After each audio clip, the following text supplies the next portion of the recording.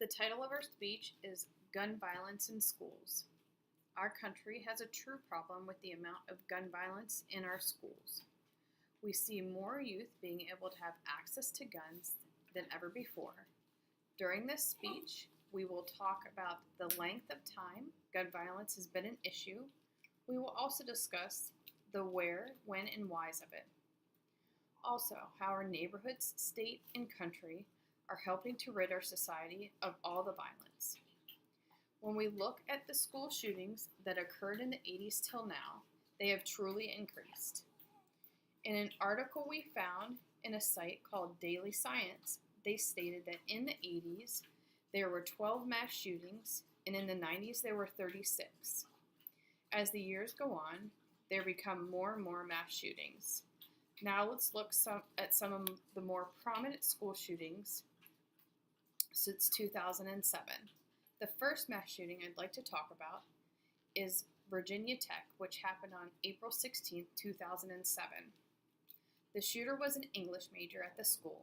He armed himself with 2 pistols and a lot of ammo. The student had killed 32 and left 17 wounded by the time the deadly shooting had stopped. According to the Washington Post, this famous photo had made it around the world. Kevin Stearns, a 22-year-old Virginia Tech student, was shot twice during the mass shooting. One shot went through his femoral artery, and he had to tie an electrical cord around his own leg to stop the bleeding, hoping help would come soon. Can you imagine getting shot and it was 30 degrees outside and you have to think clear enough to try and save your own life? And I'm not sure if I could even do it. Though there were a couple years between mass shootings in schools, there were many school shootings we had not heard of and we shouldn't forget.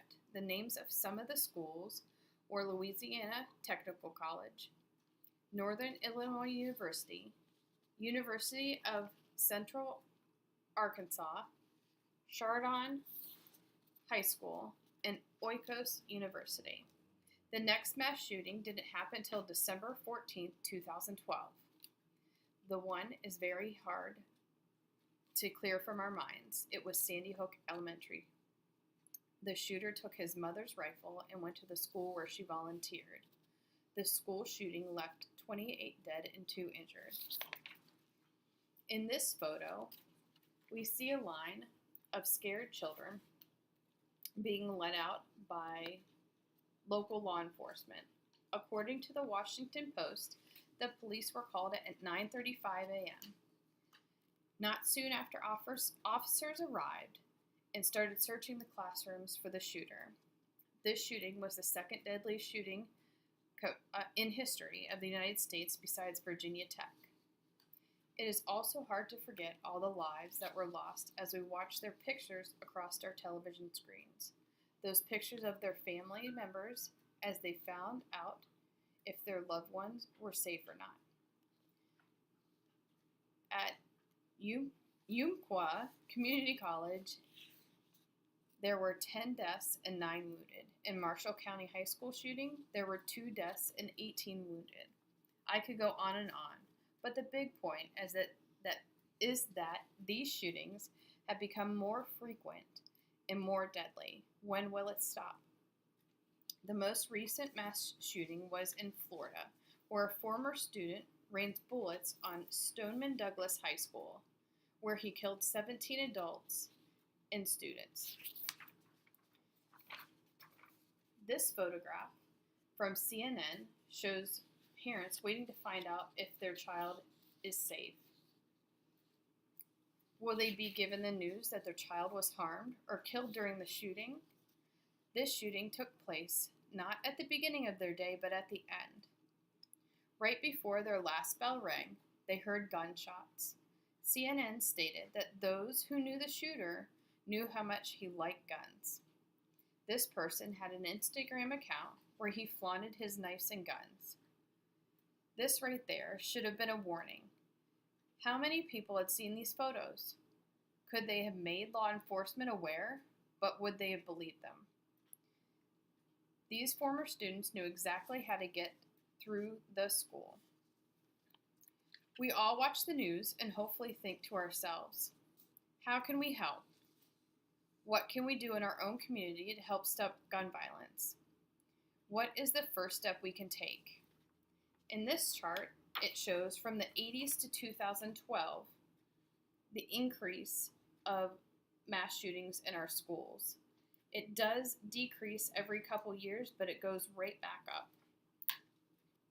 In our homes, we need to make sure that if we have firearms and we have or don't have children, that they are locked away where only adults can get to them. We need to watch for any behavior changes in the adults in our lives, but also the children. Are they staying to themselves when they're used to being outgoing? Do they get angry easier? Or are they threatening their lives or the lives of others? I found a program called Gun Buyback Program. This program is where an institution buys back privately owned firearms. This program is not in every state, but in some. I am sure each state has a similar type of program, but if you have a firearm and you want to sell it back to the program, it is in Arizona, California, Maryland, Massachusetts, Michigan, New Jersey, and Washington. So, if you have a firearm and live in one of those states, please think about having them buy it back. If you don't live in one of those states and would like to sell your gun back, I am sure a local police department can help you find a similar program. I found ways schools, parents, and communities can help prevent school shootings. The first is to teach our youth social and emotional skills. Those are the skills that can be very hard for some people, not just our youth. Making sure our youth gets out and plays with other kids. They may play a team sport or just a good old game of flag football in their neighborhood. Through social skills, it can be hard for some, but not knowing how to talk to peers can affect a child's outlook on life. Make them being more of a hermit crab could lead to them being angry at the world or other children. They don't have issues playing with others, but eventually they could. The next has to do with our school system. In some schools, there may only be one counselor available to talk to children. Our schools should focus on being able to give enough support when needed, not saving money. There should also be a school counselor that has a background in bullying, school violence, or shootings. Yes, I'm sure counselors do go through some type of education, but maybe that isn't enough right now. Next is social media. Recently, there have been reports of youth being stopped before they have caused any harm to others. They may find it an outlet for anger or letting others know what they think they are capable of, but it also gives other children a chance to say to the adults, something isn't right. Of course, it may not always be true what the child is writing, but even if it isn't, we can save lives this way. Never be afraid to turn in an adult, friend, or teacher if you read something on social media that may cause harm to someone else. Mental health checkups through your doctor could also help. If you feel as if your child is not acting like a typical child their age, please don't be afraid to seek medical attention. It can be scary, but it could also save lives later in life.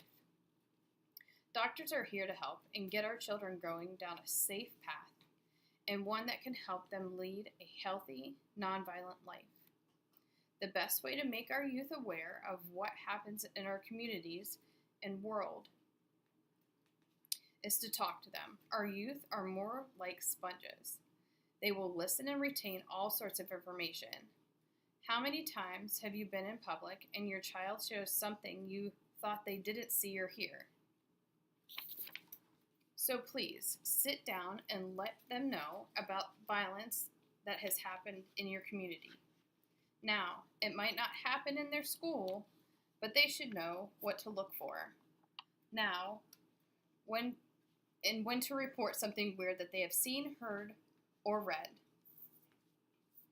They have passed laws forbidding the sale of semi-automatic weapons, but that isn't preventing our youth from getting their hands on guns.